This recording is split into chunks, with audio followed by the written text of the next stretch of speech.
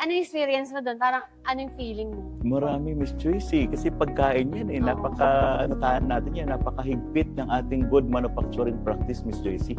Sa pag once na lumabas sa market ang hindi masarap, hindi magandang products na may tatak na Flavianos, ay hindi na po dapat, parang kailangan natin i-prevent yan.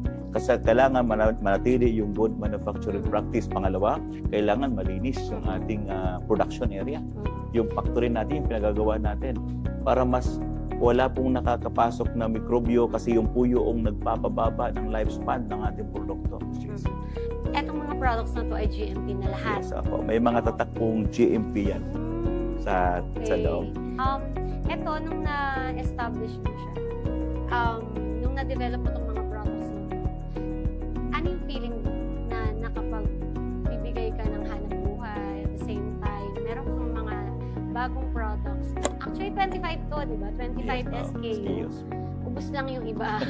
May mga banana chips po tayo, may kasama chips and kamote chips po. Yun yung mga bestseller actually. Yes, yun yung mga madaling kainin. Yung kilala sa market. Nung na-develop mo yan, sir, sobrang pakiramdam mo na kahit na nagkaroon ka ng disabilities, pero itong product na to is nakaka-prove.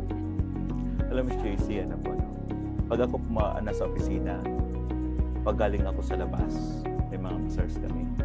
At saka pag nakikita ko yung products ko sa isang bazaar, tapos nakikita ko yung food ko na Flavianos, ang product lahat mga gawa ko, tapos may mga taong magsabi, ang sarap ng products mo, ang gaganda ng packaging mo, ang gaganda ng colorful, magkasarap sa mata, masarap, at walang kabigit sa products mo. Tsaka maganda talaga yung packaging kasi nung nakita ko siya sa Ayala mo, talagang lalo yung booth niyo, sobrang nakaka-amaze.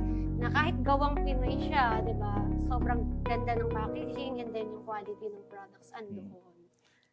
Kasi Ms. Tracy, ang pinaka-purpose talaga natin, i-innovate yung products na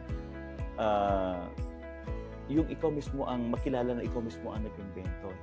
Yung ikaw mismo yung ng kakaiba. Kasi marami namang products na katulad eh. Kasi maraming bagoong, maraming chili garlic, maraming pastil na nagkala. Ano ba ang meron ka dun sa iba? Kasi kailangan po natin tandaan, kapag tayo ay nag-innovate ng products, ay iba-iba pong recipe po yan. Kailangan yung recipe mo, yun po yung pinagmamalaki mo, na yun po ay gawa mo.